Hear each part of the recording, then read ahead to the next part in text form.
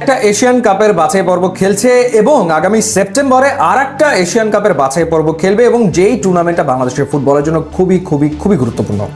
অনূর্ধ্ব 23 এশিয়ান কাপের বাছাই পর্বে বাংলাদেশ মোকাবেলা করবে স্বাগতিক ভিয়েতনাম, সিঙ্গাপুর এবং ইয়েমেনের বিপক্ষে শক্তিশালী সব দল। এবং এই এশিয়ান কাপের বাছাই পর্ব বাংলাদেশ উতরে আগামী বছর অনূর্ধ্ব 23 এশিয়ান কাপে খেলতে চায়। সেই লক্ষ্যেই আসলে দল গড়ার ভাবনা বাফুফের ভেতরে চলমান রয়েছে এবং কিছুদিনের ভেতরে দল গড়া হয়ে যাবে। কারা থাকছে সেই দলে?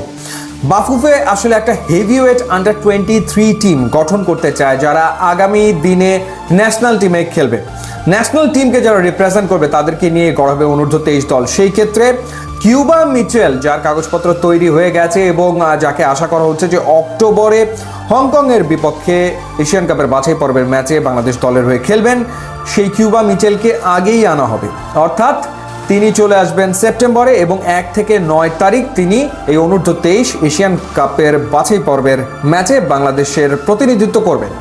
একই সাথে ফাহমিদুল, তাকেও আসলে খেলানো হবে এই অনূর্ধ্ব 23 দলে। প্রাথমিকভাবে সেই সিদ্ধান্ত আসলে হয়ে গেছে এবং এই দুজনকে এই টুর্নামেন্টটা খেলিয়ে প্রস্তুত করে নেওয়া হবে হংকংয়ের বিপক্ষে ম্যাচের জন্য।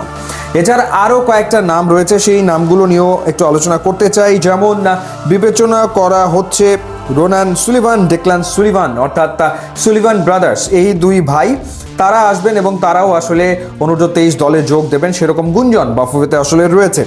এছাড়া নিলয় ভ্যান্ডার, তিনি আলোচনায় রয়েছেন।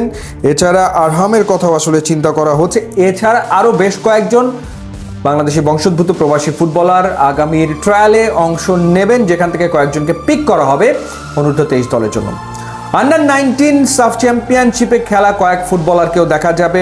মোর্শেদ আলীর নাম উচ্চারিত হচ্ছে, ক্যাপ্টেন ফয়সালের নাম উচ্চারিত হচ্ছে, আরও কয়েকজন বিবেচনায় রয়েছেন, সেখান থেকেও কয়েকজনকে পিক করা হবে এবং পিক করে একটা শক্তিশালী স্কোয়াড গড়া হবে এই টুর্নামেন্টের জন্য। কারণ গত আসলে বাংলাদেশ একেবারে জাতা পারফর্ম করেছে। মালয়েশিয়ার বিপক্ষে 2-0 গোলে হেরেছিল, থাইল্যান্ডের কাছে হেরেছিল 3-0 ব্যবধানে এবং 1-0 গোলে হেরেছিল ফিলিপাইনের বিপক্ষে। এবার বাংলাদেশ এই বাছাই পর্বের বাধা পেরিয়ে যেতে চায়, সেই লক্ষ্যেই অন্ততপক্ষে খেলবে। 44টা দল 11টা গ্রুপে ভাগ হয়ে খেলবে। গ্রুপ চ্যাম্পিয়নরা সরাসরি কোয়ালিফাই করবে এশিয়ান কাপে এবং সেরা 4টা রানার্স আপ দলও এশিয়ান কাপের টিকিট পাবে। বাংলাদেশের লক্ষ্য এশিয়ান কাপ, একদম সহজ কথা। কিন্তু কথা হচ্ছে কোচের দায়িত্বে কাকে দেখা যাবে। হাভিয়ার কাবরেরা ব্যস্ত থাকবেন ন্যাশনাল টিম নিয়ে, ফিফা উইন্ডো চলমান থাকবে ওই সময়টাতে। না হলে বাফুফের প্ল্যান ছিল আন্ডার 23 টিম হাভিয়ার কাবরেরার হাতে তুলে দেওয়া, সেটা আসলে হচ্ছে না। সেই ক্ষেত্রে বিকল্প হচ্ছে লোকাল কোচ। লোকাল কোচদের ভেতরে দুজনের নাম আলোচনায় রয়েছে, গোলাম রাব্বানী ছোটন এবং মারুফুল হক।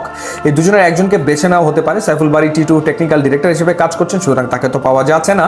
সুতরাং এই দুজনের ভেতরে যে কোনো একজনকে কোচ করা হতে পারে, যিনি সরাসরি হাভিয়ার কাবরেরার পরামর্শ অনুযায়ী তত্ত্বাবধানে থেকে তিনি দল পরিচালনা করবেন। আপাতত বাফুফের পরিকল্পনা এরকমই, যতটুকু জানতে পেরেছি। কোনো আপডেট থাকলে ডেফিনেটলি আপনাদের জানাবো। ইউটিউব এবং ইনস্টাগ্রাম লিঙ্ক আছে, আপনারা যদি খুব